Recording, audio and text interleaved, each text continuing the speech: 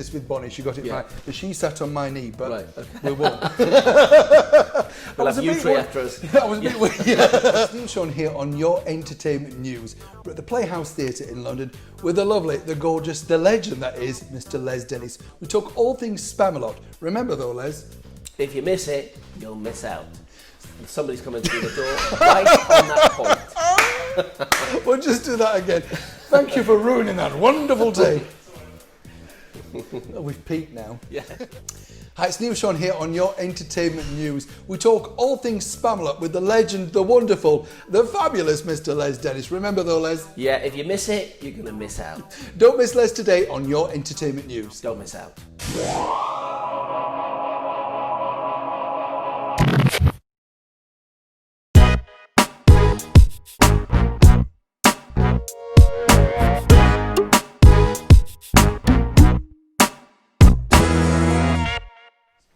Les, finally lovely to meet you. And you. It's honestly a real thrill for me, big fan. Tell me about your role in Spamalot. What are you playing? What is it all about? I play King Arthur, which is incredible, and I'm really loving. Basically, Arthur, if you saw the Monty Python and the Holy Grail movie, then Graham Chapman played King Arthur. And so King Arthur drives the whole kind of show. He kind of, or rather rides the whole show on his imaginary horse with Patsy behind with the coconuts. He goes on a series of adventures from Camelot to try and find the Holy Grail, meets the lovely Lady of the Lake, Bonnie Langford, and has lots of adventures with the Knights of Ni, the Black Knight, all the kind of the scenes that people expect from the Holy Grail are there, with a few extra as well from maybe Life of Brian. We've got the Always Look on the Bright Side of Life song in it. It's just an absolute joy to do every night. It's I look forward to coming to work. You started out as a comedian, but when Monty Python was around, you know, were you a fan of that? You know, because it's our age bracket, you know what I mean? Massive fan. I remember before Monty Python came on, there was a show called The 1948 Show on ITV that Eric Idle and I think it was Tim Brooke-Taylor and Amy MacDonald were all part of. And I remember that was on quite late at night, and I remember loving this absurd and kind of subversive comedy. And then Python came out, and you know, and it wasn't cool to go to school and not know what had been going on, and not being able to quote the parrot sketch or do the Ministry of Silly Walks the day after it had been on TV. You're spot on there. I forgot about that. People didn't they? Go into it. Did you see? Which you don't get that now. You don't get that so much now because everybody watches things all over the place and watches things at different times. So looking at your CV, Les, you've done so many different things. I've seen you in many different things. Right. I remember seeing you in Me, My Girl, which was a big departure for you because everybody knew you as a comedy. Yeah. What was the reasoning behind that? Why did you suddenly think, I want to change directions? I think, you know, when I was at school with a group of people who all went on to do very well in the drama and film world. Clive Barker, the horror writer, and Doug Bradley, who played Pinhead in all his movies, Jude Kelly, who now runs the South Bank. We were all at school together, and we all kind of did school plays and then went on to do stuff at the Everyman in Liverpool as a company. So I think even though I'd started down the working men's clubs and comedy route, I always, you know, intended to act again. And when I got Family Fortunes, I was able to afford to be able to go off and do a rep play somewhere at a kind of regional theatre, and then I got offered Me and My Girl, and that was just a joy to do because I'd seen Robert Lindsay. I'd sat in the audience watching him tap dance on a table and remembered thinking, wow, I'd love to do that one day. So every night that I did it and would tap dance with Louise English on that table, I kind of like could see myself almost in the audience and remembered the thrill of getting a dream come true. I remember going, I don't want to make you feel a little old here, but I remember going to see you, and the funny thing was I was in Blackpool a couple of weeks ago, right? And in the North Pier bar, they've got posters up. Right. And it's funny because I remember seeing some of the shows. My dad used to work up there. And you were up there, and it was like an all-star laughter show. And I think it was you and Dustin Gee, Vince Hill, a few others maybe. What's your memories of times like that? Because there were lovely, warm shows, Yeah. weren't they? You know, But you don't get them now. Again, I had gone along as a kid to see Freddie Starr appear at the North Pier. Had seen Tommy Steele at the ABC Theatre. Had seen all the shows and the people that I loved. So then, when I got into summer season at the North Pier with Russ Abbott, I was a rookie comic right on the bottom of the bill. In 1979, that was a great thrill. So then when Dustin and I got to top the bill in 1985, again, that was just fantastic to do, because we did a season there. On the opening night, Dustin had a heart attack in the middle of the show, but decided that he wanted to carry on to the end of the show that night. Then an ambulance took him away, and he wasn't in the show for 4 weeks while he recovered. Then came back, and then we had a record-breaking season. So mixed emotions, because it was a time of worry about Dustin, because he had poor health at that time. That must have been terrifying for you, though. Sorry to interrupt, but in the middle of the show, because you're young, aren't you? Do you carry on? He didn't even know. He just said, I feel a bit of a pain when he came into the dressing room. Doctor came and said, you've had a mild heart attack. We're taking you away now. And he said, no, you're not. I'm finishing this show. And it was an amazing we had an amazing success, and he worked amazingly in that second half. But he was, he'd waited a long time for his success, and he wasn't going to let anything get in its way. So showbiz. Showbiz, yeah, absolutely. And then, of course, you've reinvented yourself many different times. Yeah. But what's the periods that are you always looking to the next thing? Because now certain generations know you from extras. Yeah. Which then again I thought was very clever. That's right. Quite risky in a sense, though. It was because at the time. Yeah. People don't know you can go one way or another with it. But what did you think when that came to you, and they said, we've got this part, we want you to do this? What did you kind of think? I thought it was a gift. I remember, I had no qualms at all. I was a big fan of Ricky Gervais and Stephen Merchant, loved The Office. And when they asked to meet me, I couldn't believe that they wanted to meet me, and they said, we've written an episode around you. It was the first series, so again, people didn't know what to expect from it. And people warned me and said, oh, watch it, they might be taking the mickey, and if you read the script, it's a bit, it's kind of quite cruel. But Ricky said straight up, he said, you're playing a twisted, demented version of yourself. And I was a big fan of, Curb Your Enthusiasm, Larry Sanders Show, those kind of shows where people went on and lampooned themselves. So I had no qualms about it. And having just come out of the Big Brother house, where the phone stopped ringing because it wasn't my finest hour, suddenly I got this gift from Ricky Gervais, and it has proved to be a time of reinvention for me, because since then I've got more serious and interesting drama work. I've done more work with Ricky and Stephen with Life's Too Short, and I'm about to be reunited with Warwick Davis from Life's Too Short again in Spamalot. So it's for me it was a great gift, and people say. Ricky says that people say to him that it's their favourite episode. When you consider that, you've got Kate Winslet and Samuel L. Jackson, Ben Stiller and Robert De Niro, it's quite flattering to know that people love that episode particularly.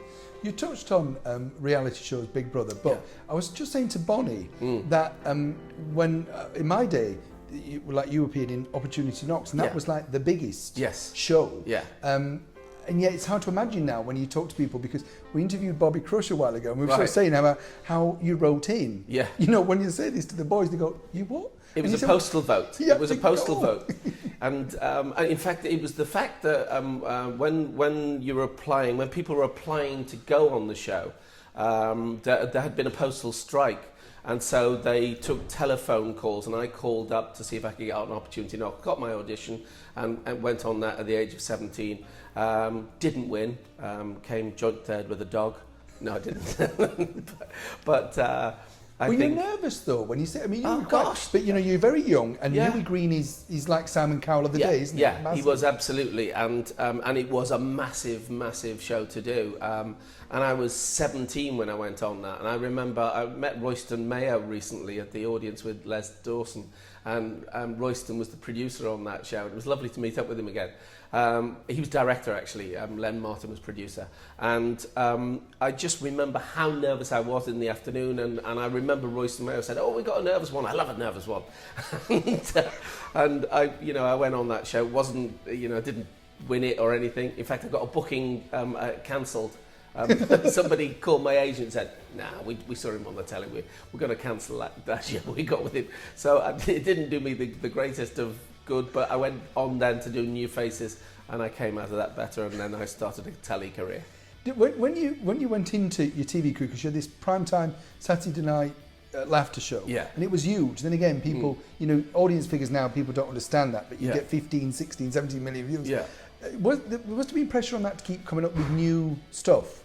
You know what I mean? Thinking of it all the time. Yeah, once I got into series television, like the Russ Abbot show, we had the kind of luxury of having a team of writers. We had the luxury of Barry Cryer and Neil Shand writing for us and being script editors. And then when Dustin and I got our own series again, we had Barry and Neil, and it was flattering and lovely. And you didn't always have to come up with the material yourselves. You would have the ideas and you would contribute, and then you'd have great writers. I mean, Bob Monkhouse used to write for us, and I didn't even know he did, because he told me later. He said, I used to write as Gascoigne Abbey, and I went, "Oh, that's you." And then he said, "Yeah," and he said, "Work it out." And Gascoigne was a Bob, and an Abbey is a Monkhouse. So that was his pseudonym for writing for other comics, which I was just so flattered that Bob had wanted to write for me. That is incredible, actually, isn't it, when you look back. Yeah. So now you're in Spamalot. Yes. What's next when you finish there? What would you like to do?